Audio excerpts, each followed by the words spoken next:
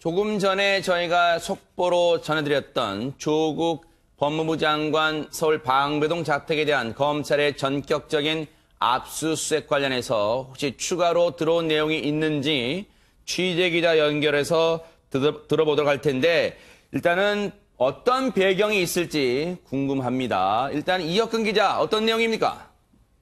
네, 검찰은 조국 장관 의혹 관련 수사에서 지금까지 3차례 대대적인 압수수색을 벌였습니다. 그 과정에서 조 장관의 자택은 유일하게 압수수색 대상에서 빠졌는데요. 현직 장관의 자택이라 혐의가 조금 더 뚜렷하게 나와야 영장 집행이 가능할 것이란 분석이 나왔는데 오늘 아침 압수수색이 진행됐습니다. 검찰은 조 장관의 자택을 포함해 복수의 장소에 동시다발적으로 압수수색을 진행하고 있는 것으로 알려졌습니다. 이번 압수수색은 검찰이 사모펀드와 입시비리, 웅동학원 관련 수사에서 조 장관 본인의 증거물 확보가 필요하다고 판단한 것으로 풀이됩니다.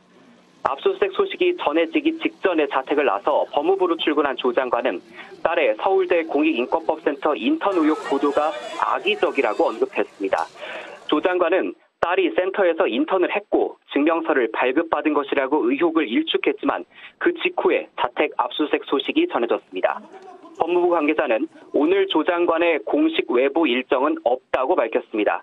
따라서 압수수색 과정에는 조 장관이 아닌 부인이나 변호인 등이 참관할 것으로 보입니다. 검찰은 압수물 분석이 끝나는 대로 조 장관의 부인 정경심 교수를 소환해 관련 의혹을 조사할 예정입니다. 지금까지 서울중앙지방검찰청에서 MBN 뉴스 이혁근입니다.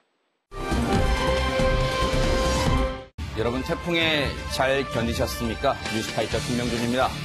일제 저항시인 윤동주를 배출한 대학교 강단에 선 한 교수가 강의 시간에 이런 말을 했습니다. 위안부 관련 직접적인 가해자는 일본이 아니다. 위안부가 매춘의 일종이랍니다. 이 발언에 일부 학생이 이의를 제기하니까 궁금하면 한번 해보겠느냐? 이런 망발까지 서슴지 않았습니다. 이런 사고방식을 가진 사람이 최근 모 정당의 혁신위원장을 지냈다니 정말 기가 찹니다. 혁신은커녕 국가 망신, 혁신은커녕 위안부 피해자에 대한 배신입니다. 태풍 타파가 이런 사람을 타파하지 않고 뭐 했던 걸까요?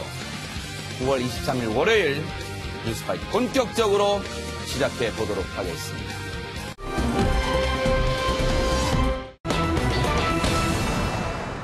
여러분 혹시 지하에 있는 이 음식점이나 술집에 들어갈 때 혹시 이런 생각 한 번쯤은 해보셨을까? 이거 무슨 일 하면 어떡하지? 여기서 그런 생각 해보셨을 텐데요. 김기혁 아나운서. 예, 평화로운 추석 연휴였습니다. 지난 9월 15일 새벽 2시경에 발생한 일인데요. 한 가게에 불이 번지기 시작합니다. 아이고. 그런데 이 불은 과연 어디에서 시작이 됐을까요? 네. 영상으로 함께 만나보시겠습니다.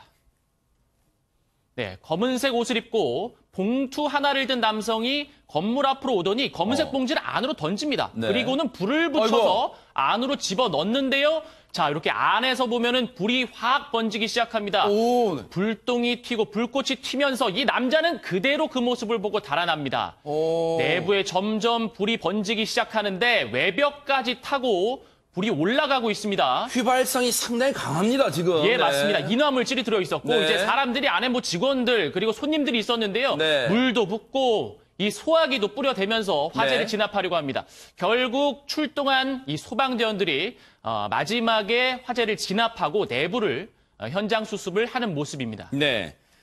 저곳이 서울 흥인동이었다고 하는데요. 지하 1층 건물이었습니다. 지하 1층의 장소였는데 거기로 불을 붙여서 뭔가를 던졌어요. 당시에 얼마나 놀라셨을까요? 그 얘기 한번 들어보시고 이어가 보도록 하겠습니다.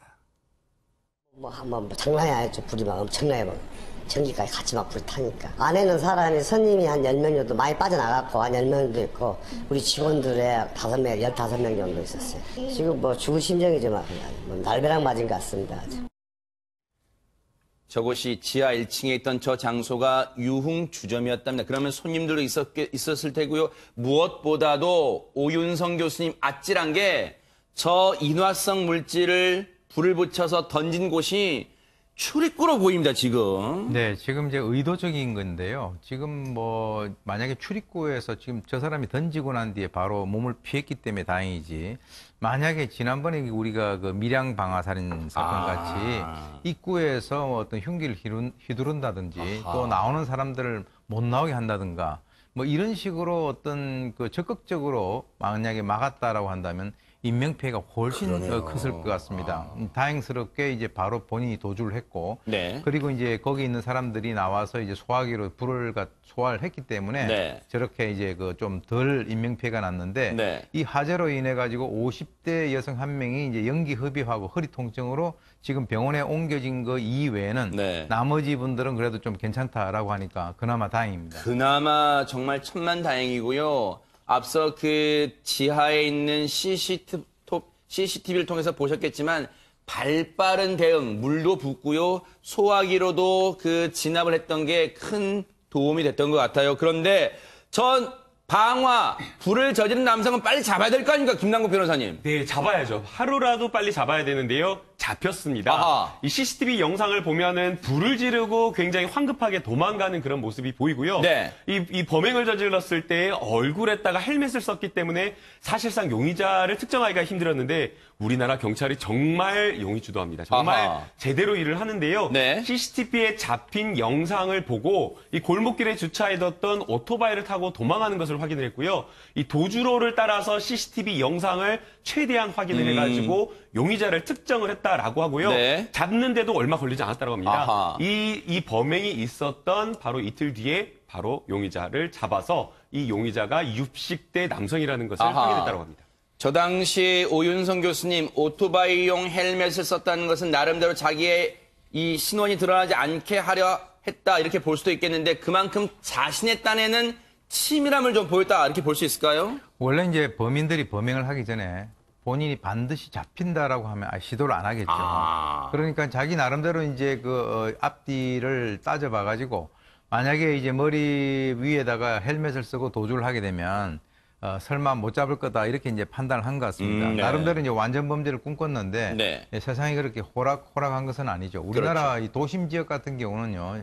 전 세계적으로 이 CCTV 설치라든가 이런 것들이 굉장히 잘 돼 있고 그런가요? 또 이제 CCTV뿐만 아니라 각 차량에 있어서 그 블랙박스가 다 운영이 되고 있거든요. 아하. 그러니까 이제 뭐 예전에는 뭐 신이 인간이 하는 것을 위에서 다 내려다보고 있다라고 하는데 요즘에 우리 그 특히 도심 지역 같은 경우는 신도 내려다보시겠지만 CCTV하고 블랙박스가 그러니까요. 지금 그 뭐 일거수일투족을 바라보고 있다 이렇게 봅니다. 그러네요. 그런데 이 남성 경찰에 이제 검거가 됐습니다. 범행 동기가 뭐였을까요, 김기혁 아나운서? 예, 이 남성, 이 60대 남성과 아까 인터뷰에서 나왔던 이 유흥주점의 사장님은 서로 알고 지내던 사이였다고 합니다. 그래요? 예. 그런데 경찰 조사에서 왜 거기다 불을 지른 거냐라고 물어보니 이 사장에게 평소에 좀 앙심이 있었고 불만을 품고 있어서 범행을 저지르게 됐다, 이렇게 진술을 했습니다. 강선우 평론가님, 이 진술이 정말 오싹한 게 아무나 대상으로 그냥 그 사장한테 불만이 있다 하더라도 저 주점에는 손님들이 있을 걸 알면서 지금 저런 짓을 한 거잖아요. 그렇죠. 그 본인이 모르고 있는 그 불특정 다수가 피해를 입을 수 있는 그런 그렇죠. 범죄죠. 그 사회가 점점 복잡해지면서 이제 스트레스를 받을 만한 원인들도 굉장히 많이 늘어나고 있는 것 같습니다. 근데 저런 뭐 방화 사건이나 아니면 우리 도로 위에서 뭔가 차 사고가 났을 때 지나치게 분노를 표출하는 그런 행위는 뭔가 본인이 피해를 받고 부당한 대우를 받았다고 생각을 해서 내가 이런 식으로 분노를 표출해도 된다는 스스로의 당위성을 주는 면이 있는 것 같아요. 네. 그리고 저렇게 화재에 취약한 구조인데 공공이 접근할 수 있는 곳에는 뭔가 좀 비인화성 물질로 좀 인테리어를 하는 그런 정책 도입도 좀 생각을 해봐야 될 것 같습니다. 그러네요. 그런데 최단비 변호사님, 사실 다른 강력 사건도 정말 엄한 이 죄가 엄한 중벌이 필요합니다만 방화도 정말 끔찍한 중죄다, 그런 생각도 듭니다. 그렇죠. 특히 방화 같은 경우에는 지금 이 혐의가 현주건조물 방화치상이에요. 지금 현주건조물은 사람이 그 안에 있는 곳이고 아하. 지금 그 안에 지금 손님 10명 정도가 있었다는 거 아니에요? 그래요? 지금 다행히 그 사람들이 많은 피해를 입지 않았지만 10명이 더 심각한 생명의 위협까지 느낄 수 있는 상황이었고 네. 방화가 위험한 것은 그 건물이 끝나는 게 아니라 그 방화로 인해서 그 옆에 건물, 다른 사람들에게까지도 위해가 가기 때문에 네. 엄히 처벌합니다. 그래서 네. 현주건설 방화치상 같은 경우에는 무기나 5년 이상의 징역으로 굉장히 엄하게 처벌하거든요. 네. 다행히 이번 사건에서는 큰 피해가 없었지만 네. 방화 같은 것은 정말로 위험하고 우리 사회의 법익에 큰 네. 해를 끼칠 수 있는 범죄라는 것을 다시 한번 인식할 필요가 있어 보입니다. 그러네요. 현재 경찰은 이 남성을 구속하고 더 정확한 범행 경위를 더 추궁하고 있다고 합니다. 반드시 엄한 벌에 처하기를 기대를 해보겠습니다.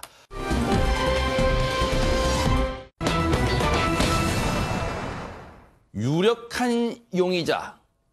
장기 미제 사건의 유력한 용의자로 지목은 됐습니다만 아직 풀어야 할 숙제들이 많습니다. 그 얘기를 해볼까요? 김기영 아나운서. 네, 화성 연쇄 살인 사건의 유력한 용의자 이 씨가 3차례에 걸쳐서 지금까지 경찰 조사를 받아왔습니다. 그런데 이 경찰 조사에서 이 씨는 계속해서 혐의를 부인하고 있습니다. 사실 이 경찰이 조사를 할 때 5차와 7차, 9차 총 10차례 중에 이 3차례의 사건의 피해자들의 옷가지 그리고 현장에서 확보한 증거물에서 DNA를 채취를 한 후에 대조를 해봤는데 이게 100%, 99.9% 일치를 했단 말이죠. 네. 이 증거를 밀었는데도 지금 이 씨는 혐의를 완강하게 부인을 하고 있고 네. 그렇다면 경찰 요구를 무조건 이 씨가 응해야 되는 거냐? 사실 그것도 아닙니다. 네. 그런데 이 씨는 계속해서 경찰의 조사는 응하면서 혐의는 부인하고 있는 상황입니다. 네.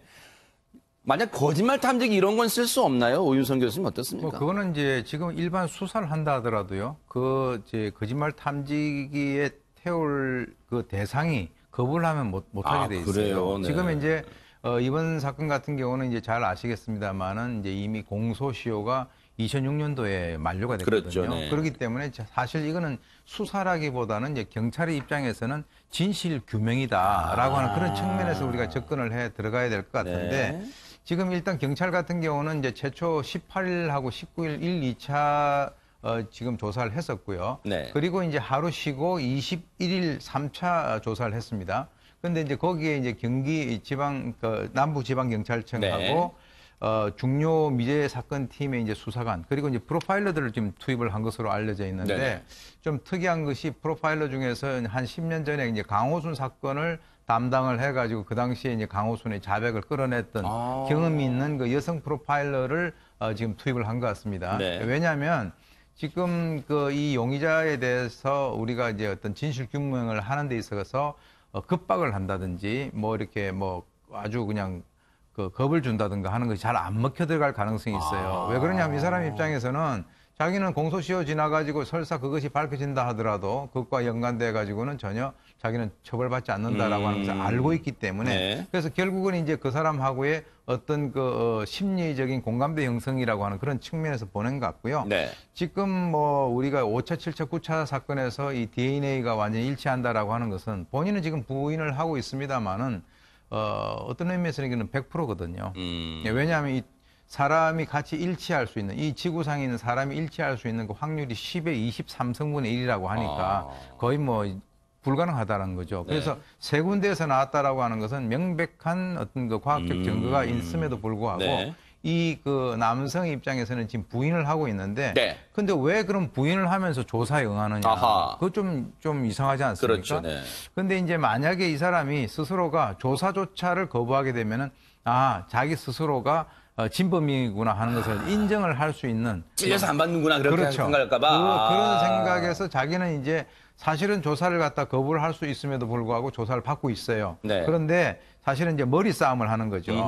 그래서 혹시 자기는 뭐 만약에 아예 접촉이 없어버리면 경찰이 자기에 대해서 어느 정도까지 알 수 있는가라고 하는 것을 잘 모를 수 있기 때문에 자기는 경찰과의 접촉을 유지하면서 그것에 대해서 이제 파악을 하고 있는 것으로 그렇게 보입니다. 이른바 이 조사에 응하면서 상대방의 패를 보겠다 이런 전략도 숨어 있는 것 같습니다. 그런데 지금 이 씨가 부산교도소에 복역 중이에요. 그것도 1급 모범수래요. 어처구니가 없죠. 그런데 그 복역하게 된 계기는 화성 연쇄 살인 사건이 드러나서 잡혀서 복역하는 게 아니에요.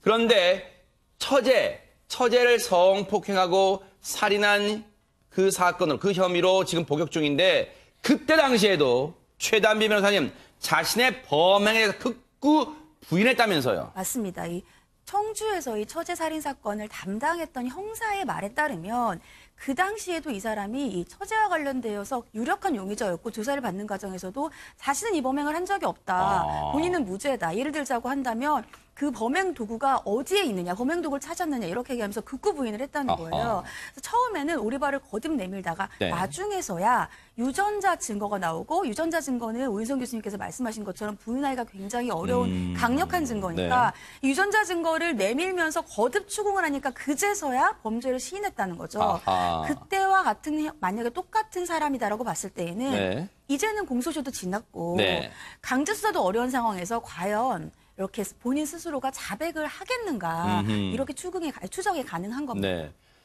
그런데 이런 사람이 왜 어떻게 지금 1급 모범수가 되고 있는지는 너무 의아한 부분이 많습니다. 왜냐하면 당시 처제를 살인하고 성폭행한 그 혐의에 대해서 유전자 DNA를 들이미니까 범죄를 시인했다 그랬잖아요. 근데 여러분 아시는 것처럼 경찰이요, 조사를 다 마치면 검찰로 송치합니다. 김남국 변호사님, 그러면 검찰에 가서 다 순순히 인정했나요? 네, 검찰에 가서 또 말이 달라집니다. 어허. 사실은 이제 경찰 조사에서 조사를 받고 네. 본인의 혐의를 다 인정했던 사람들이 만약 검찰에 가서 혐의를 부인한다라고 하면 거기에 대한 어떤 여러 가지 이유는 있을 수 있다라고 보입니다. 네. 그러나 지금 이 용의자는 아무런 이유도 없었고요. 왜 갑자기 경찰 조사에서 했던 내용 본인 진술을 부인하냐라고 검찰에서 물어보니까 수사하는 검사에게 또 이렇게 답을 했다라고 합니다. 경찰에서 강압 수사를 해가지고 허위 자백한 거다. 내 진위가 아니었다라고 이렇게 이야기를 했고요. 네. 당연히 그 진술을 받은 검찰로서는 당혹스러울 수밖에 없었죠. 그래서 이 1차 조사에 끝나지 않고 다시 한번 여러 가지 기록과 증거들을 정리하고 취합해서 이 용의자를 압박해야겠다라고 생각하고 2차 조사를 불렀고요. 2차 조사에서 경찰에서 내밀었던 여러 가지 DNA라든가 현장에서 발견됐던 증거들을 제출을 하면서 재차 다시 한번 압박을 하자. 이거 이렇게 증거가 명백한데 왜 부인을 하느냐라고 하면서 압박을 하자 그제서야 조용히 떨구었던 고개를 들면서 다시 본인의 죄를 인정했다라고 합니다. 나름대로 그러면 뭔가 증거, 결정적인 증거를 찾아내지 못할 거라 생각하고 완전 범죄를 꿈꿨을까요? 어떻습니까? 지금 이제 그 처제 강간 살인 사건 같은 경우는 말이죠. 이미 이제 본인이 그 이전에 연쇄 살인의 경험이 있었기 때문에 충분히 이제 나름대로는 뭔가 그 경찰의 수사라든가 이런 것에 대비를 할 수 있는 그런 상황이었다라고 봅니다. 네. 왜 그러냐면은 이제 처제가 실종이 됐을 때 자기 집에 왔었던 그 이 처제가 실종됐다고 자기 장인하고 같이 경찰서에 가서 신고를 했어요. 뻔뻔하네요. 네, 신고를 했어요. 그리고 난 뒤에 이제 그 이전에 이미 뭐 본인이 그 범행에 사용을 했었던 흉기라든가 네. 또는 뭐 수면 유도제라든가 이것을 완벽하게 다 치우고 혈흔도 다 닦았다라고 본인이 생각을 했었는데 네. 그 경찰이 이제 수사를 정말 그 당시에는 아주 철저하게 잘 한 것 같습니다. 그래서 네. 이제 화장실 손잡이하고 세탁기 밑에서 아주 미세하게 남아있는 그 혈흔의 이 자국을 네. 발견을 했어요. 아. 그래서 이제 그것을 가지고 이제 증거를 들이밀었는데 그때까지 계속적으로 아까 이제 그 우리 김 변호사님 말씀하신 대로 경찰에서 송치되고 난 이후에는 경찰에서 강압 수사를 했다라고 얘기를 했지만 또 경찰에서는 뭐라고 얘기했냐면 한참 부인을 하다가 그 해당되는 그 수사관을 불러가지고 혹시 강간을 하면 몇 년 사느냐, 살인을 하면 몇 년 사느냐 네. 이것을 갖다가 물어봤다라는 네. 그런 어떤 진술이 있습니다. 정언이. 그래서 이런 것들을 보게 된다면 이 사람 같은 경우는 아주 이 그 범죄에 그야말로 정말 닳고 다른 그런 그 여러 가지 모습들을 보여주는 것이 지금 2019년 오늘까지도 연장이 되고 있는 것이 그러니까요. 아닌가라고 생각이 됩니다. 하지만 화성 연쇄 살인 사건의 진범으로 유력한 용의자로 지목은 됐습니다만 진범으로 확정하기에는 아직 이 수사본부가 풀어야 될 게 한두 가지가 아닙니다. 그 점을 이제 짚어보도록 할게요. 김기혁 아나운서. 그러면 네. 화성 연쇄 살인 사건이 총 10차례가 일어났습니다. 그렇다면 그 사건이 일어나고 있는 과정에서 수배 전단도 만들었을까, 이른바 몽타주를 만들었을까요? 그럼 그 모습과 지금의 이 씨 모습이 일치할까요? 어떻습니까? 예, 이게 이제 또 수배 전단과 실제 이 씨의 모습이 일치를 한다면, 굉장히 닮았다면 이게 또 더 이제 유력한 용의자로 추려낼 수 있는 하나의 증거가 될 텐데요. 네. 일단은 당시에 나왔던 수배 전단은 이 씨를 실제로 목격했던 사람들을 말을 토대로 해서 그림을 이제 그린 겁니다. 그래요? 네. 예, 보면서 제가 좀 설명을 그럴까요? 드릴게요. 네네. 이게 용의자로부터 실제로 공격을 받았던 피해 여성, 하지만 살아남은 그 피해 여성과 그리고 당시에 그 길목을 지나던 7차 범행 이후에 그 길목을 지나던 버스 운전사 그리고 안내양의 진술을 토대로 만든 겁니다. 이게 실제 수배 전단이 당시 거죠. 네. 예, 맞습니다. 네. 여기서 이제 일단 저희가 주목을 해야 될 거는 나이가 당시에 이 씨의 나이, 그리고 이 봤던 사람들이 추측하는 나이 20대 중반에서 후반이었는데 요 흡사하고요. 네. 그리고 키가 165에서 170이라고 했는데 요것도 지금 이제 맞춰봐야 될 부분입니다. 네. 그리고 특이사항은 이제 왼손에 전자 손목시계를 차고 있고, 그리고 또 주목해야 할 점이 왼손에 문신, 손목에 이제 문신이 그려져 있다는 건데, 네. 그리고 오른쪽 손가락에는 새끼손가락에 봉숭아물을 들였고, 그리고 오른쪽 둘째 손가락에는 무언가에 물린 듯한 흉터가 있다. 라는 어떤 진술이 나왔고, 일단 해당 특징이, 수배전단. 예. 특징이 여러 가지 나와 있네요. 구체적으로. 맞습니다. 네.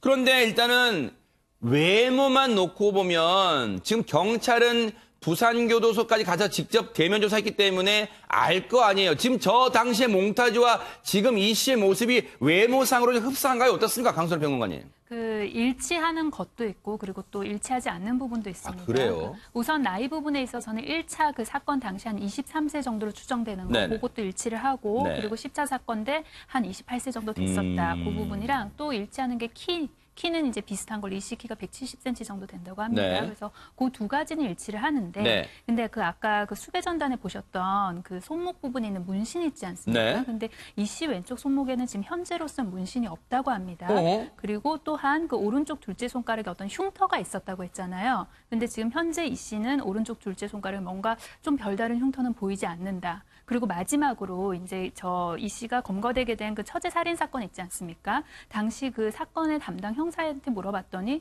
몽타주 속 인물이랑 이 씨랑 그렇게 닮지는 않은 것 같다. 그런 이야기를 하고 있는 그런 상황입니다. 아니, 이건 어떻게 설명이 돼야 되는 거예요? 오윤성 교수님. 뭐 사실 이 논란 자체는 크다는 의미가 없어요. 아, 왜요? 왜 그러냐면 이제 DNA가 나와버렸기 때문에 네. 우리가 전체 그 100점짜리 그 시험 문제라고 하면은 그렇게 따진다면 이거는 0.5점짜리예요. 99.99점이 바로 이제 DNA인데, 근데 그 당시에 이제 여러 가지 좀 사람에 따라 가지고는 이 사람이 닮았다, 닮지 않았다라고 보는 시각에 따라서 좀 다를 수도 있고요. 네. 그리고 이제 그 신체 부위에 뭐 문신을 한다라고 하는 것은 그 당시에 지금 뭐 문신을 지웠을 가능성도 있지만 지금 현재 그 판단을 하기로는 문신 지웠을 가능성은 별로 없다. 그렇다면 우리가 이제 이런 거 있지 않습니까? 옛날에 초등학교 어린아이들 보면 여기 판박이 같은 거. 네네. 그러니까 임시로 해가지고 그렇죠. 찍고 찍어내는 것처럼. 바로 이렇게 씻으면 없어지는 뭐 그런 네. 거 있을 수도 있고요. 또 이제 그 당시에 이 목격자의 그 기억 같은 것이 좀 잘못됐을 그럴 가능성도 있어요. 네. 근데 가장 핵심적인 결론은 뭐냐? 지금 우리가 전체적으로 100점으로 봤을 때 이미 99.99점이 맞는 것으로 나왔기 때문에 DNA가. 예, 여기에서 지금 뭐 이렇게 그 당시에 모습이 조금 틀렸나 어떻나 뭐 문신이 있냐 없냐 이런 거 네. 그리고 혈액형이 맞았냐 안 맞았냐라고 네. 하는 이런 논란 이런 것들은 크다란 의미는 아하. 저는 없다 이렇게 봅니다. 그럼에도 불구하고 수사본부는요, 혹시라도 제기될 수 있는 그 다른 가능성을 불식시키기 위해서 완전한 증거를 찾기 위해서 노력하는 것 같습니다. 바로 당시에 그 사건 용의자를 목격한 사람들을 지금 찾고 있다면서요, 김기혁 아나운서. 예, 맞습니다. 그 목격자를 찾아서 구체적인 좀 진술을 한 번 더 듣기 위해서 네. 이 사람을 찾고 있는데 사실 제가 아까 말씀을 드렸듯이 7차 범행 직후에 이 범행 장소에서 약 400m 떨어진 곳에서 이 용의자를 버스 기사가 태우게 됩니다. 아하. 그런데 여기에는 버스 기사와 안내양이 있었는데요. 네. 지금 현재는 이 버스 기사는 지병으로 세상을 떠난 상태고 지금 안내양은 1994년 이 사건 이후에 경찰과 연락이 끊어진 상황입니다.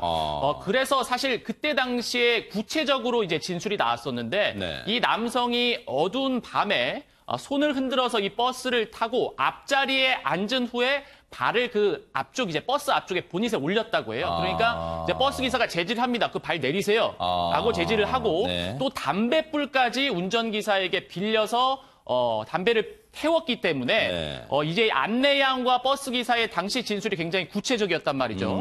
그래서 지금 안내양의 진술을 다시 한번 당시 안내양의 진술을 다시 한번 확보하는 게 이제 또 경찰의 숙제가 되겠습니다. 여러분들 그런 생각하실 거예요. 안내양 같이 중요한 증인을 지금이라도 연락해서 만나면 될 걸 왜 찾고 있어? 그런데요. 언론 보도를 보니까요. 1994년이 경찰과 연락한 게 마지막이래요. 그때 이후 지금 연락이 끊겨가지고 지금 다시 수소문하고 있다고 합니다. 이게 될지는 지금 경찰도 확신할 수 없는 상황인 것 같아요. 일단 찾고 있습니다. 그런데 당시 사건 수사에 참여했던 하순균 전 총경도 안내양의 진술이 상당히 구체적이었다고 기억을 하는데요. 그 얘기 들어보시고 이어가 보도록 하겠습니다. 혹시 어젯밤에 그 발안에서 출발해가지고 오다가 중간에서 무슨 사람 태운 일이 있느냐 그러니까 그 근처에서 어젯밤에 한 놈 태웠잖아. 그러는 거야. 그러니까 법령이 그 총각 하나 태웠죠 이렇게 나온단 말이야. 맞아요. 그래서 됐다. 그럼 어떻게 태웠느냐 어제. 아주 또렷이 기억나기를 싸가지 없는 놈이 그 놈이 그러더라고. 그 여기다가 옷을 하나 팔에다 걸치고 막 손을 흔들면서 그냥 갈까 봐서. 글쎄요. 시청자분들이 이런 생각도 하실 것 같아요. 오윤성 교수님. 아니 이제 와서 지금 당시 시외버스 안내양의 진술이 중요한 이유는 뭘까 궁금해하실 수도 있을 것 같습니다. 지금 이제 경찰의 입장에서는 이 용의자가 지속적으로 자신의 그 범행을 부인을 하고 있는데 사실 뭐 결정적 증거를 들이밀었음에도 불구하고 부인을 하고 있기 때문에 그 당시에 조금 전에 이제 저 수사관이 얘기를 하신 거와 마찬가지로 네. 그 당시 목격자가 아주 정확하게 진술을 했다라고 하는 거죠. 그러니까 이 목격자를 다시 한번 지금 이제 2019년으로 불러내서 만약에 이제 이 사람에게 그 당시 이제 이미 이 용의자가 누군가는 우리가 특정이 됐으니까 그 당시에 있었던 사진이라든가 또 지금의 모습이라든가 이런 것들을 직접 한번 보여주면서 네. 다시 한번 확인을 하고 싶어 하는 것 같아요. 네. 왜 그러냐면 조금 전에 얘기 나왔습니다만은 그 당시에 바로 이 범행 장소로부터 약 한 400m 정도 떨어져 있는 그쪽 농로에서 이 용의자로 추정되는 남성이 네. 바로 이제 버스에 탑승을 하면서 그때 또 탑승을 하고 난 이후에도 몇 가지 좀 약간 기억이 될 수 있는 그런 사건이 있었단 말이죠. 네. 버스 운전자에게 담뱃불을 운전기사에게 담뱃불을 빌렸어요. 그렇죠. 네. 그리고 이제 그 당시에 기사가 보니까 신발하고 바지 부분이 젖어 있었다. 그러니까 그런 여러 가지 것들이 상당히 좀 신빙성이 있지 않느냐 이렇게 판단을 하고 있는 것 같습니다. 혹시 그렇다 하더라도 글쎄요. 김남국 변호사님 30여 년 전 기억입니다. 혹시 기억의 왜곡 같은 건 생길 우려가 없어요? 어떻습니까? 네, 사실은 이제 사람이 예전에 몇 년 전 일을 기억한다고 하더라도 이게 정말 진실이다, 정확하게 기억하고 있다라고 하더라도 왜곡인 경우가 종종 있습니다. 그런데 지금 이 30여 년 전의 사건은 그럴 가능성이 좀 저는 낮다라고 보이는데요. 네. 앞서 하승균 당시에 수사를 했다라고 하는 그 수사팀장님의 말씀이나 이 증언을 보더라도 굉장히 확신에 차서 또렷하게 기억을 하고 있는 것으로 보이고요. 네. 목격자로부터 전해 들은 수사팀장님도 이렇게 정확하게 기억하고 있는 사실이다라고 한다면 당시에 실제 이런 어떤 연쇄 살인마였던 용의자를 목격한 사람의 기억은 훨씬 더 뚜렷할 것으로 보이는데요. 네. 무엇보다 이게 당시에 그냥 진술을 한 차례만 받고 그냥 끝났던 것이 아니라 한 달 동안 이 버스 운전 기사님과 이 목격자와 함께 거의 같이 수사를 했다라고 할 정도로 네. 한 달 동안 집중적으로 같이 경찰과 함께 수사를 했다라고 이야기를 했기 때문에 네. 굉장히 이 기억이 30년이 지났지만 네. 또렷하게 뭔가 좀 기억에 남아있지 않을까 생각이 들고요. 네. 간혹가다 뭐 30년 전 사건이기 때문에 잊을 수는 있겠지만 또 누군가가 그 당시의 수사와 관련된 상황을 또 이야기를 해주면 그렇죠. 또 금방 또 환기내는 그런 경우가 있기 때문에 네. 굉장히 유의미한 단서가 될 수 있다고 보입니다. 네.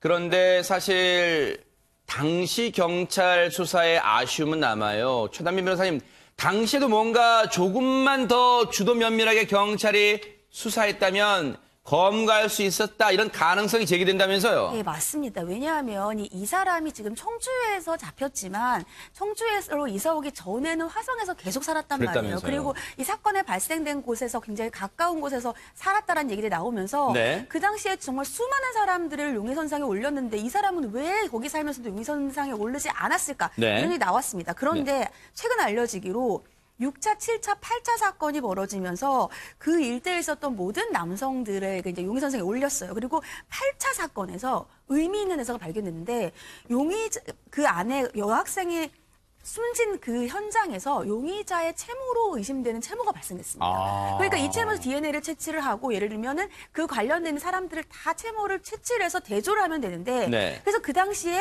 지금 현재 유력한 용의자로 되어 있는 이 용의자도 채모를 채취를 한 거예요.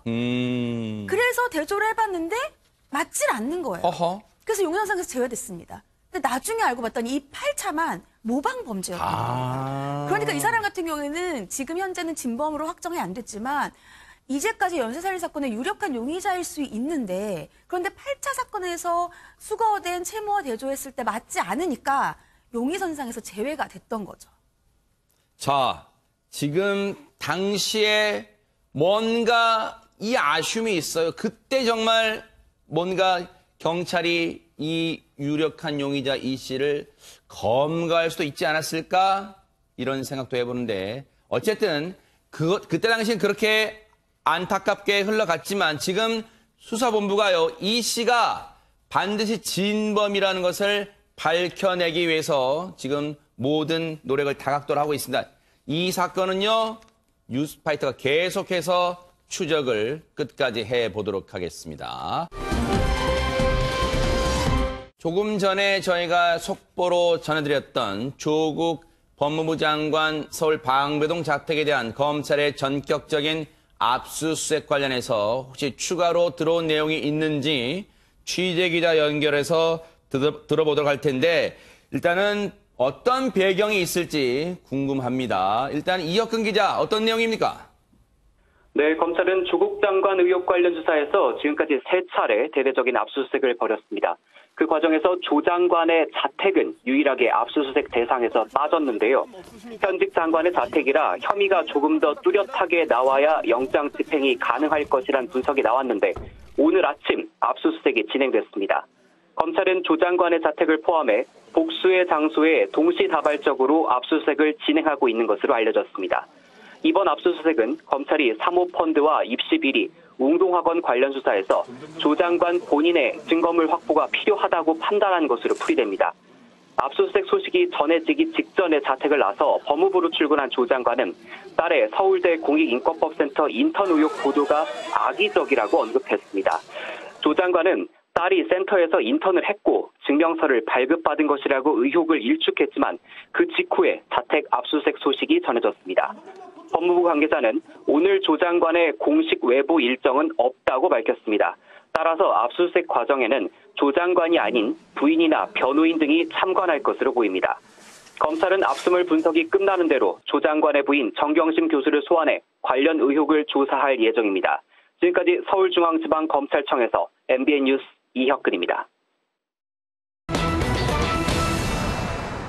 네, 조국 장관 자택에 대한 압수수색 내용은 오후 와이드 시간과 뉴스8에서 더 자세히 전해드리도록 하겠습니다. 이 얘기도 관심 가니까 해볼게요. 남편과 이혼 소송 중인 조현아 전 부사장.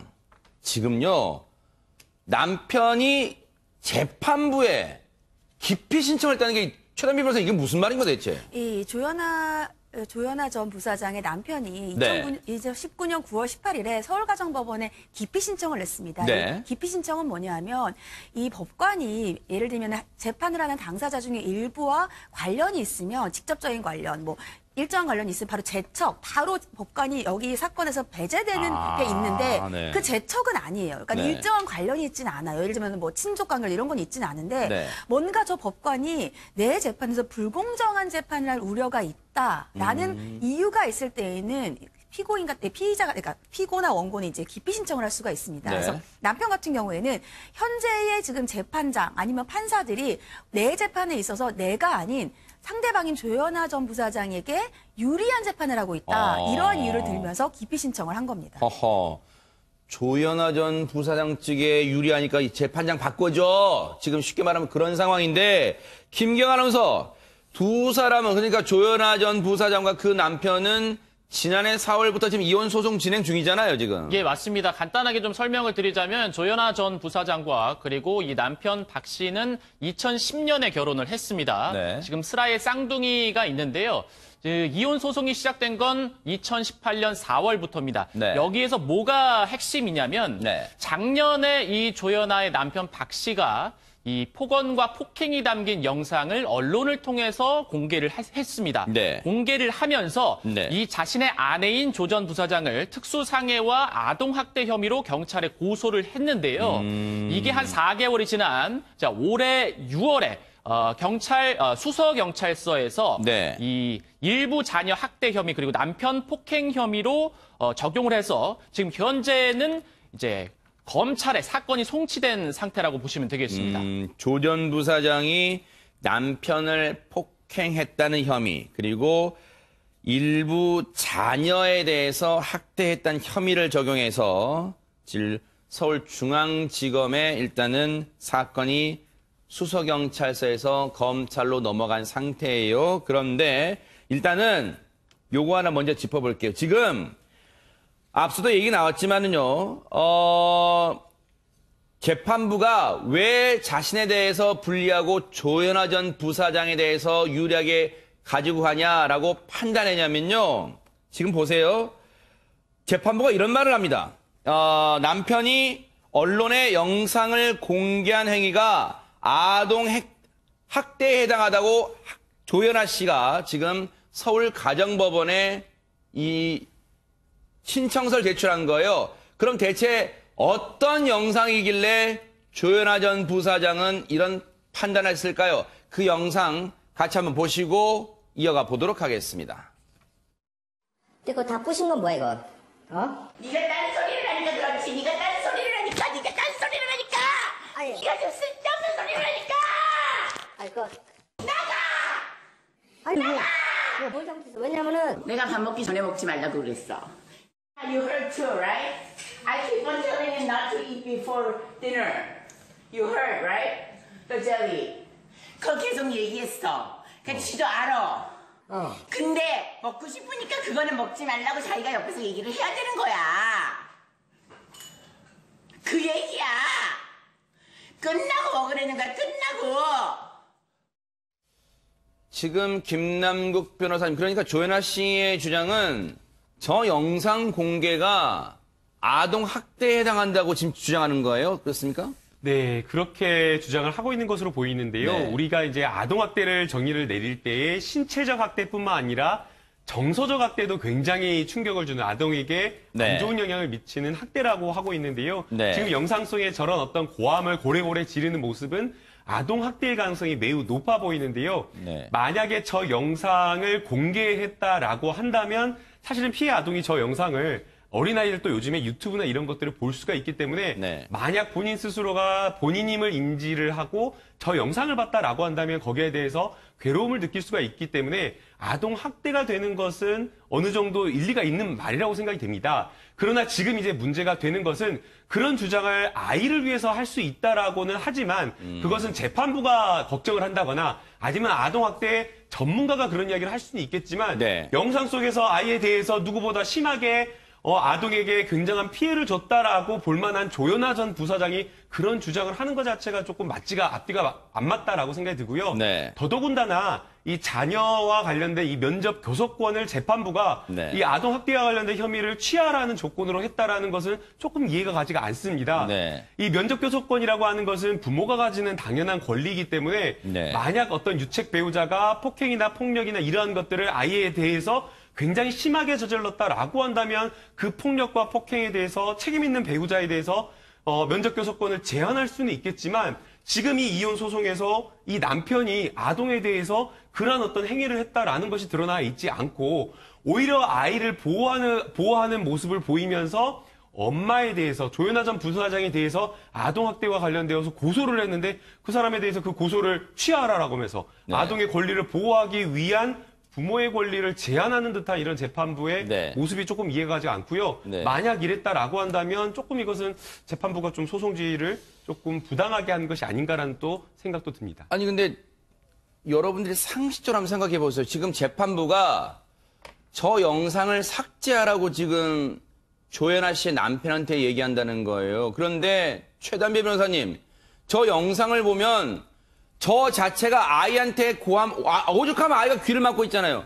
아이한테 한국말 했다가 미국 영어로 소리치는 저 자체가 학대입니까? 아니면 저 영상을 공개한 자체가 학대입니까? 라고 시청자분들이 고개를 갸우뚱할 것 같습니다. 맞죠. 근데 이제 저 영상을 공개한 것 자체가 아동 학대라고 하는 것은 조현아 부사장 측에서 주장을 한 것이고요. 그것을 주장한 이유는 본인에게 이러한 양육권이라든지 친권이 오는 것을 주장하기 위해서 한 것이라고 보입니다. 그래서 그것을 재판부가 저 영상 공개가 아동 학대다 이렇게 판단한 것으로 보이지는 않고 저는 다만 이 재판부가 이제 예를 들면은 기피의 대상이냐 지금 이 조 전 부사장의 남편이 하는 것과 같은 것이 맞는 것이냐를 보려면 사실관계를 좀 정확히 봐야 된다고 생각을 해요. 예를 들면은 김남욱 변호사님 말씀대로 소송을 지휘하면서 면접 교섭권을 인정하려면 이 조건을 붙이시오라고 하는 경우에는 문제가 있을지 몰라도 만약에 저 과정이 소송의 판단을 내리는 과정이 아니라 조정 과정이 있습니다. 조정 과정에서는 이 각각의 당사자들의 변호인들이 본인들이 원하는 조정 조건을 내세워요. 네. 예를 들면 아빠는 면접 교섭권을 원하고 엄마는 면접 교섭권을 일주일에 몇 회를 받아가고 싶으면은 이러한 영상은 아이들에게 안 좋기 위해서 내려주면 어떻겠느냐 이러한 것을 서로 원하는 조건을 내세우고 그것이 맞아져야지 조정 판결문이 나오는 건데 그 조정 과정에서 판사가 그러한 얘기들을 서로 양쪽을 들어주는 과정에서 이 남편 입장에서는 판사가 너무 아내의 입장에서 얘기를 하고 있다고 느낄 수도 있습니다. 네. 그러니까 그런 사실관계를 좀 정확히 봐서 이것이 기피 대상인지를 봐야지 지금 남편의 입장에서 얘기하는 것만 봐서 재판부가 너무 과도하게 아내의 편을 드는 것이 아닌가 이렇게 단정하기에는 좀 어렵지 않나 이런 생각이 듭니다. 결국 핵심은 강선호 평론가님, 네. 조현아 씨나 조현아 씨의 남편 모두 내가 아이를 키우고 싶고 내가 아이를 키울 권리나 자격이 있다 지금 이렇게 주장하는 것 같아요. 네, 결국 핵심 양육권 다툼인 것 같습니다. 그래서 조현아 부사장 측은 그 공개된 그런 그 비디오 자체가 아동 학대라고 계속해서 주장을 하고 있는 거고요. 네. 그 추측해본 건데 아마도 그 주장의 배경에는 그런 게 있을 것 같아요. 그러니까 그 아이가 어차피 자라면서 주변 사람들이랑 같이 자랄 텐데 그렇다면 아이가 나중에 커서 어떤 행동을 했을 때 쟤는 어렸을 때부터 저렇게 자라서 저랬나? 뭐 그런 낙인 효과가 있을 수도 있지 그렇죠. 않을까? 뭐 그런 근거에서 아마도 저런 주장을 하지 않을까라는 그런 생각이 들고요. 네. 그리고 박 씨 같은 경우는 폭행과 학대 혐의의 가해자라는 거잖아요. 그 조 전 부사장이. 근데 그 가해자가 자녀들의 단독 친권자가 되는 것은 부당하다. 지금 현재 그런 주장을 하고 있는 상황입니다. 근데 이제 조현아 씨 남편 측 그 얘기 중에 이런 얘기가 있더라고요. 최단배 변호사님. 그 이혼 재판 맡고 있는 재판장하고 조현아 씨의 변호인이 대학 동문이다. 모 대학의 법대다. 이거 그럼 이른바 전관이유가 우려된다. 지금 이렇게 걱정하는 걸까요? 어떻습니까? 그러니까 이제 어떤 생각을 하냐 하면 조정을 하는데 조건을 내세우는데 이제 남편 입장에서는 아내에게 유리한 조건을 내세우네? 왜 그러지? 생각해봤더니 저 두 사람은 같은 대학의 동문이고 친할 수 있다. 근데 이제 대학의 동문인 것만이 아니라 대학 동문 중에서도 친한 사람이 있고 그렇죠. 안 친한 사람이 있을 수 있고요. 또 친한 사람이라고 하더라도 이게 이 재판장의 역량으로 전관 예우를 할 수 있는 재판이 있고 아닌 재판이 있습니다. 근데 이제 이혼 소송 같은 경우에는 네. 판결을 내릴 때는 누가 봐도 명백한 판결이면은 아무리 친구라도 내릴 수가 없는 것이고 조정을 하는 과정에서도 제가 앞서 말씀드렸듯이 조정을 하는 과정에서 상대방이 양쪽의 얘기를 다 들어주는 것인지 네. 아니면 정말 내가 이쪽 변호사랑 더 친하니까 이쪽의 조건을 조금 더 네. 내세워주는 것인지 이거는 좀 사실관계를 파악해봐야 되지 않을까 싶습니다. 네. 일단은 오윤성 교수님, 글쎄요. 조연아 씨는 뭐 여러분 아시는 것처럼 재벌가의 딸이고 조연아 씨 남편도 뭐 남들 보기 어떨지 모르겠습니다만은 잘 나가는 의사란 말이에요. 의사입니다. 그런데 이 재판에서는 계란으로 바위치라고 지금 느끼는 걸까요? 어떻습니까? 조연아 씨 남편 생각은. 남편 직업이 의사라고 해서 우리가 잘 나가는 사람이다라고 우리가 어떤 주관적으로는 생각을 할 수 이거 있지만. 선입견일까요? 선입견? 네, 적어도 이제 조연아 씨하고의 관계를 보게 된다면 상대적 가벌 관계에 있어서 을이라고 볼 수가 있겠죠. 네. 그렇기 때문에 사실 저 영상을 공개를 한 것도 네. 사실 저 영상을 우리가 이제 시청을 하게 되면 상당히 스트레스 받지 않습니까? 맞아요. 네. 그러니까 이제 저런 상황까지 갈 것이다라고 일반인들은 잘 이렇게 이해를 할 수가 없는 그런 상황인데 맞아요. 사실 저런 영상을 공개한다라고 하는 것 자체가 어떻게 보면 상당히 좀 예외적이죠. 그런데 이제 이 조연아 씨 같은 경우는 그야말로 이제 좀 상대적인 관계에 있으니까 자기 부인이 우리 아이를 이런 식으로 아동 학대를 한다라고 하는 것을 뭔가 이렇게 알리기 위해서 저렇게 했는데 그 상황에서 조연아 씨가 저렇게 공개를 하는 것은 아동 학대다라고 얘기하는 것 자체가 상당히 좀 아이러니컬하죠. 그래서 어떻게 보면은 공개가 되지 않았더라면은 지금 조연아 씨 남편 측이 훨씬 더 불리할 가능성이 큰 게 왜냐하면 아이들의 양육권이라든가 이런 것들이 아무래도 어머니 쪽으로 많이 갈 가능성이 크거든요. 경제적인 능력도 있고. 그런데 저런 상황이 있다라고 한다면 저런 어머니 밑에서 아이를 갖다가 지속적으로 양육하는 것이 과연 이것이 적합한 것이냐라고 이제 지금 남편 측에서 주장을 하고 있는 것인데요. 사실 뭐 지금 저와 연관해서 지금 이 재판부의 어떤 기피 신청이라고 하는 것은 을의 입장에서는 나름대로 할 수 있는 최선의 방책을 택한 것이 아닌가 이렇게 생각이 됩니다. 최대 항변이라고도 볼 수 있을 것 같고요. 그렇습니다. 근데 어쨌든 중요한 결론은 김남국 변호사님, 네. 재판부 기피 신청을 했단 말이에요. 재판부 바꿔주세요 했단 말이에요. 재판부 바뀔 수 있습니까? 거의 바뀔 수가 없습니다. 그래요? 네, 저희가 이제 당사자들이 부당하다라고 하면서 기피 신청을 내달라고 변호인들에게 요구하는 경우가 많은데요.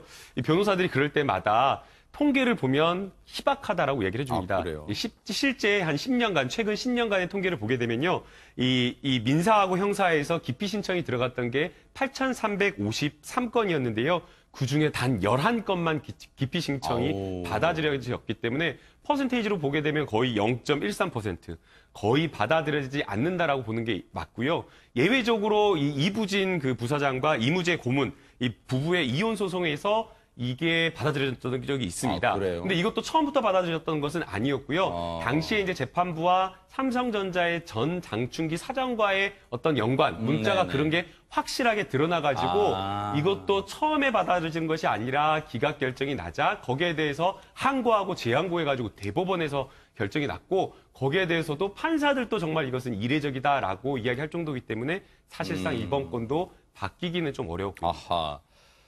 조연아 씨 남편 입장에서는 불만이 클 수도 있겠습니다만 현실적으로는 바뀔 장벽이 높다네요. 이 재판도 이혼 소송도 어떻게 갈지 한번 지켜보도록 하겠습니다. 여러분과 함께하는 뉴스파이터 이제 다음 얘기로 넘어가 보겠습니다.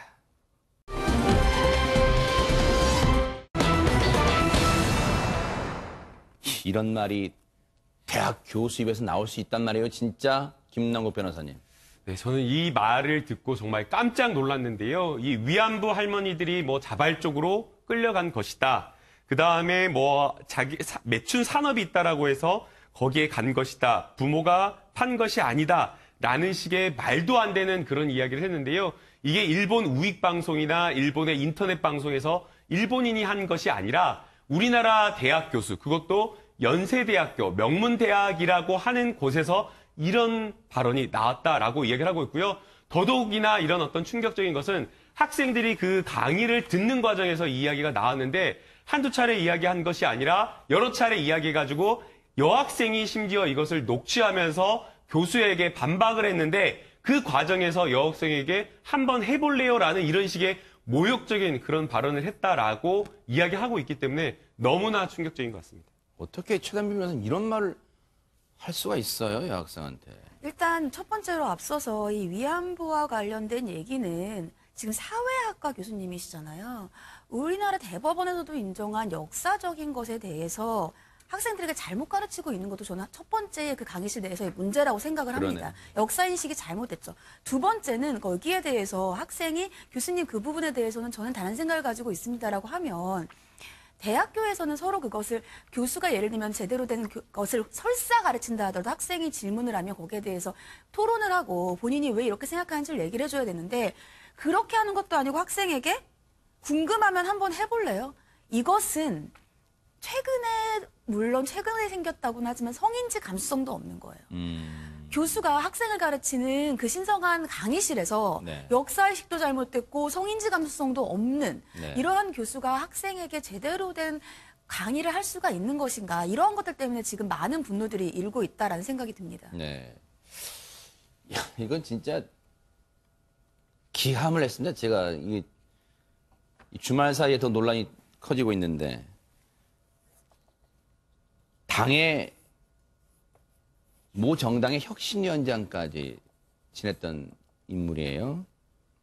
그런데 강선우 평론가님, 네. 연세대 하면은 뭐 앞서 제가 오프닝에도 말씀드렸지만 저항신 윤동주 시인의 모교고 네. 이 유석춘 교수도 연대 사회학과를 나왔고 지금 그 학과 교수를 하고 있어요. 그리고 학과생들한테 지금 가르치고 있어요, 이걸. 네. 그래서 이 류석춘 교수의 그 발언이 발전 사회학이라는 그런 강의 도중에 나왔다고 합니다. 그래서 우리 대한민국 사회가 어떻게 발전을 했는지를 뭐 경제적으로도 좀 뜯어보고 그리고 사회적으로도 해석하는 그런 과목으로 알려졌는데요. 근데 주로 그 류석춘 교수가 이야기했던 그 발언의 배경이 네. 이영훈 전 서울대 교수가 썼던 그 반일 종족주의 있잖아요. 그걸 근거로 삼았다고 합니다. 네. 그래서 그 책의 내용을 보면 위안부도 거짓이고 그리고 강제노역도 거짓이고 일본의 경제 침달도 거짓이라는 그런 내용을 주로 이루고 있지 않습니까? 그래서 그런 발언을 소개를 하면서 본인 또한 그 내용에 동의를 한다는 그런 이야기를 했다고 해요. 근데 이런 대학의 강의 같은 경우는 이제 그 대학생들끼리 그 학교 학생들끼리 그 앱에서 뭐 어떤 내용을 주로 강의를 한다 그런 거 올려놓지 않습니까? 근데 거기에 이제 살펴보면은 주로 박정희 대통령 시대에 어떤 뭐 경제 발전상 그런데 집중을 해서 강의를 하는 그런 내용이라는 그런 강의평 같은 게 있고요. 네. 그리고 뭐 일제의 어떤 식민 지배에 대해서 굉장히 그 상식과 벗어난 그런 발언뿐만이 아니라 네. 그 위안부 관련해서도 그 정대협의 핵심 간부들이 통진당의 핵심 간부들이다라는 그런 사실과는 다른 확인되지 않은 그런 사실도 강의실에서 이야기를 했다고 합니다.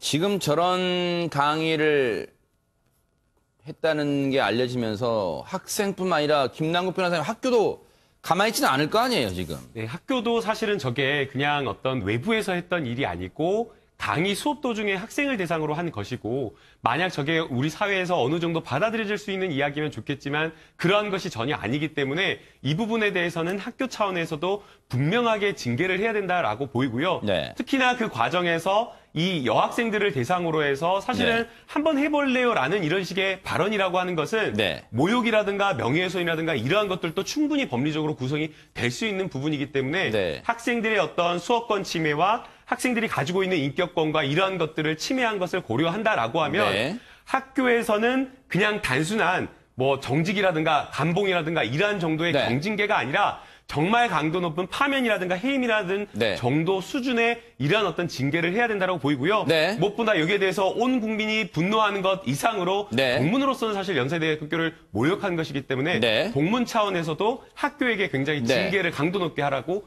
요구하고 있다고 합니다. 한 30초 남았는데요. 최단민 변호사님, 본인은 때가 되면 입장 밝히겠다고 하는데 이게 지금 학교 측의 대응 말고 법적으로는 책임 물을 수 없나요? 어떻습니까? 지금 정의원에서 이 피해자들 같은 경우, 이 위안부와 관련된 피해자들과 같은 경우에 명예를 훼손하고 있다 이렇게 밝히고 있어요. 그렇기 때문에 뭐 명예훼손과 관련된 고발도 가능해 보입니다. 네. 어쨌든 다른 당도 지금 들고 일어나고 있는데 과연 어떻게 이 정치권까지 번질지 한번 지켜보도록 하겠습니다.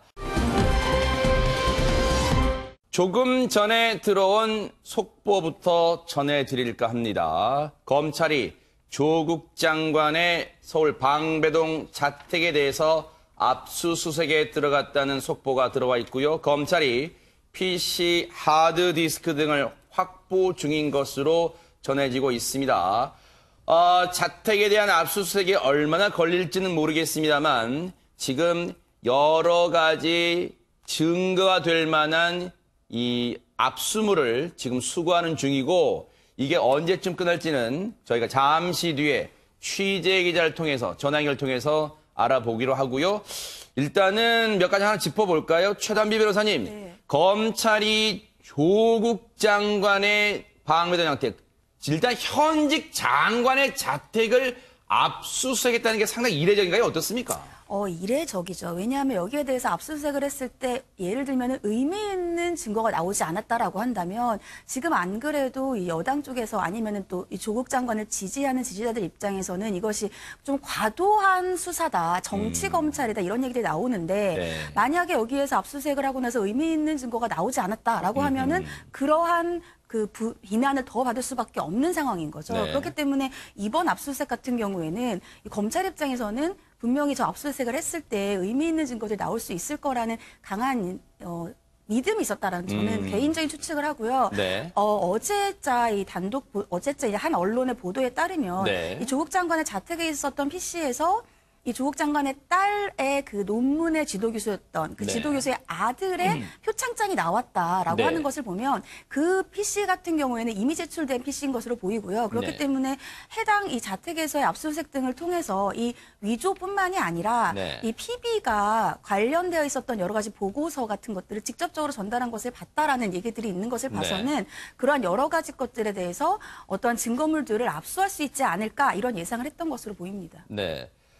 뭐 오늘 주간에 여러 가지 관련 기사가 났습니다만 이 조국 장관의 딸에게 단국대 이 의학 논문의 제일 저자로 등재시켜줬던 그 단국대 교수의 아들이 서울대 이 법학인권센터인가요? 거기서 인턴을 했다는 그 증명서가 허위라고 그 교수의 아들이 진술을 했습니다. 그런 상황에 그 조국 장관의 집에 있던 PC 하드디스크에서도 인턴십, 조국 장관의 딸과 같은 인턴십 했다는 게 그 파일이 있다는 거예요. 그래서 이걸 어떻게 설명이 가능한가 많은 언론들이 지적을 하고 있었는데요. 일단은 최단비 변호사 말씀처럼 뭔가 유의미한 증거를 확보하기 위해서 전격적으로 현직 장관에서, 그것도 법무장관입니다. 조국 장관의 자택에 대해서 압수수색을 단행을 했는데 이걸 뒤집어 보면요. 김남국 변호사님, 네. 검찰 입장에서는 부담감이 상당할 거예요. 그런데도 불구하고 조국 장관의 자택을 압수수색했다. 이걸 뒤집어 보면 뭔가 구체적인 정황, 구체적인 혐의를 포착했다고 혹시 추정할 수 있을까요? 어떻습니까? 네, 이제 저희 형사소송법 215조를 보게 되면 범죄를 저질렀다고 의심할 만한 정황이 있는 경우에는 압수수색 영장을 검사가 신청을 할 수 있고 법원은 발부를 할 수 있다라고 하고 있습니다. 네. 그래서 이 사건 초기에 검찰이 수사를 시작했을 당시에 압수수색을 전방위적으로 했었잖아요. 네. 그런데 그 압수수색 된 대상이나 이러한 것들을 보면 여러 코이카라든가 동양대학교 정경심 교수의 사무실이라든가 이런 모든 곳에 대해서 압수수색이 됐는데 봉사활동을 심지어는 확인하기 위해서도 압수수색이 됐습니다. 그렇기 때문에 사실상 정경심 교수에 대한 여러 혐의만 가지고서라도 네. 이 자택에 대한 압수수색이 가능했지만 당시 검찰로서는 아직 수사 초기였기 때문에 구체적 혐의를 확인하지 않은 상황에서 현직 법무부 장관 후보자에 대한 그리고 지금은 법무부 장관인 조국 법무부 장관의 자택에 대해서는 압수수색을 하지 못했던 것으로 보이고요. 네. 지금은 이제 수사의 어떤 중반을 지나서 종국 단계에 와 있기 때문에 네. 어느 정도 진술이라든가 구체적인 어떤 다른 증거에 의해서 혐의점을 상당 부분 확인을 했기 때문에 이 부분을 최대한 증명하고 증빙하기 위한 그런 압수수색 절차라고 보이고요. 다만 지금 이 과정에서 이 집이라고 하는 것은 조국 법무부 장관뿐만 아니라 정경심 교수도 살고 있는 그러네요. 공간이기 때문에 이것이 조국 법무부 장관에 대한 수사까지 확대된 것을 의미하지는 않는 것으로 보입니다. 네. 지금 정경심 교수에 대한 여러 가지 혐의점과 관련된 이야기만 나왔을 뿐이고 네. 조국 법무부 장관이 여기에 연루되었다거나 네. 아니면 알았다라는 어떤 여러 가지 진술이 흘러나오지는 않았기 때문에 네. 이 정경심 교수에 대한 수사에 대한 초점이 맞춰졌던 것으로 보이고요. 앞서 이제 최단비 변호사님께서 말씀을 해주신 대로 단국대학교 또 의대 교수의 아들의 인턴십 증명서가 네. 자택 PC에서 나왔다라는 것은 상당히 의심할 만한 정황인데 네. 그런데 이게 또 저희가 좀 시기를 좀 따져봐야 되는 것이 네. 조국 법무부 장관이 공익인턴법 센터에 센터장을 했다라고 이야기를 했기 때문에 만약 본인이 센터장을 했던 그 시기에 단국대학교 교수의 아들이 인턴십을 했다라고 한다면 네. 그 인턴십 증명서가 그 PC에 있는 것이 맞기 때문에 그 시기도 저희가 좀 따져볼 필요는 있다고 보입니다. 네. 전국 20곳에서 많게는 30곳을 동시다발로 검찰이 압수수색할 때 이 당시에 조국 장관 집은 빠졌어요. 그때 언론에 뭐라고 났냐. 윤석열 검찰총장이요. 장관의 자택은 지극히 사적인 공간이기 때문에 존중해주고 보호해줄 필요가 있다고 판단해서 압수수색 대상에서는 뺐다고 당시에는 알려졌어요. 그러면 지금 오늘 아침 9시쯤 조국 장관의 방배동 자택을 전격 압수수색한 건 그동안 검찰 기류에 뭔가 변화가 생겼다는 걸로 해석할 수 있을까요? 잠시 뒤에 취재 기자 전화 연결 통해서 알아보도록 하겠습니다.